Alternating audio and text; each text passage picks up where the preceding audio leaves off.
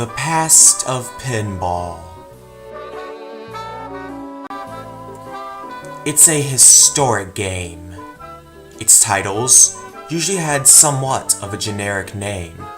Old arcades had one or two machines on their list, but now people make their own with their own unique turns and twists. I'm Quinn866, YouTuber, here to guide you through The Flipper Films, Episode 1, The Twilight Zone.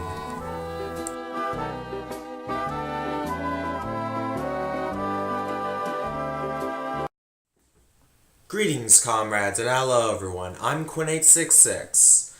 Welcome to me talking about pinball. I know I'm sorry for the cheesy intro. I gotta say that right now. I just kind of wanted to make something a little thematic for the theme of this video. That being the Twilight Zone pinball machine. Now, this is not just going to be me talking about the history of pinball. It's actually going to be me reviewing the machine in a little bit of detail. I am unable to get a lot of photos or videos or even clips of the pinball arcade game, so you guys are going to have to deal with generic photos and whatnot. Also, YouTube, I do not own that music that I played in the introduction. I got it off of KeepVid or something. It was from SpongeBob, so don't block this video. Don't copyright strike me. I'm not using the music for any personal gain. I'm just using it for filler space. So, please, YouTube, do not block this video. I know the music is from SpongeBob. There's no need to block it or copyright strike it. I just wanted to have this video out there so I can give people a little lesson on pinball. Anyways, without time to waste, let's haste. Ah, the Twilight Zone. How I have so much nostalgia for this franchise. I love the Twilight Zone to death. I still love the black and white original film shorts. They're just amazing. From the time Jeff Myrtlebank woke up at his own funeral, I've had so many memories of this franchise, it's just uncanny. I even love that episode, by the way, of Jeff Myrtlebank's funeral. I see the episode gets a lot of indifferent fans, but I thought it was pretty decent. And the ending twist with the match was pretty cool as well. But my favorite episode, hands down, has to be A Penny for Your Thoughts, where Hector B. Poole gets a coin to land on its edge. He, of course, is a bit quizzled by it, but then he finds out because he did this, he can now read minds, which is kind of scary for him now that you think about it, considering he works at a bank. He then confronts his boss, Mr. Bagby, thinking that someone was going to steal, but then they find out he didn't steal, and Mr. Bagby then gives him his job back after falsely accusing I think the guy that was going to steal. And this episode actually has one thing that I never expected in the Twilight Zone. A happy ending. In the Twilight Zone. It actually made me cry tears of joy. That episode is amazing. It's called A Penny for Your Thoughts, if you want to look it up.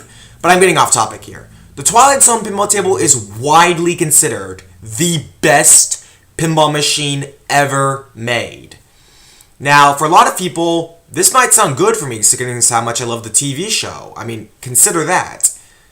But I'm here to give you guys a little bit of unfortunate news. I think there's better tables out there than the Twilight Zone. Now, don't get me wrong, the Twilight Zone is not a bad table. In fact, it has some of the most unique things, like the clock, it has a mini playfield with magnetic flippers, and hey, it even has a pinball arcade port you can play for like $5, I think. I don't know if it's still available because the licensing for Williams and Bally pinball tables got removed from Pinball Arcade, but I have it at the very least. Anyways, I love the Twilight Zone pinball table. It is hands down one of the best pinball tables, but not the best, in my opinion. So why do I find that this table, which is widely considered the best pinball table of all time, not the best?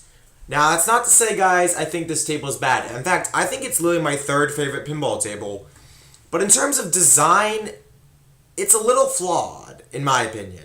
Not bad, by any means, but I find the fact that, since I've played the Pinball Arcade port the most, that the lack of a ball save really makes the game pretty challenging. And that'd be fine, because, no ball save can be an option on some pinball tables.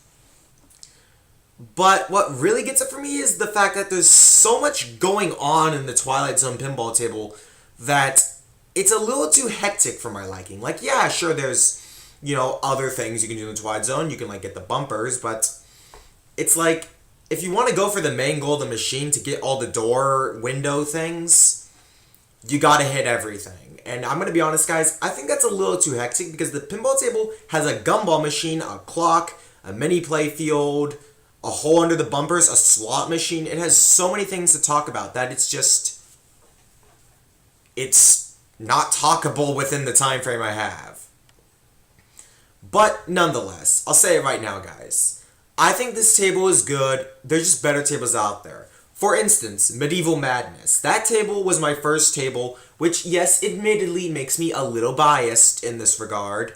But I find it better on design merits alone because Medieval Madness had not as much going on. Like, there was just a castle, 2 ramps, and the 2 loops. It was a very simplistic table, but it gave you a certain feeling of adrenaline without having to add a bunch of stuff in it, limiting the play field. Like, that's another complaint I have about the Twilight Zone, is that the play field is really limited because they have all this stuff inside the machine.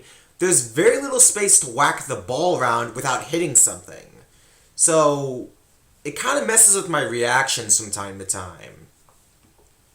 Nonetheless, though, I think the Twilight Zone pinball table is amazing. Definitely a must-try, just not the best out there. And there's another reason why I think there's another better table out there. I mean, Medieval Madness is my second favorite pinball table ever, but my first, I'll leave you guys up to imagination on that one.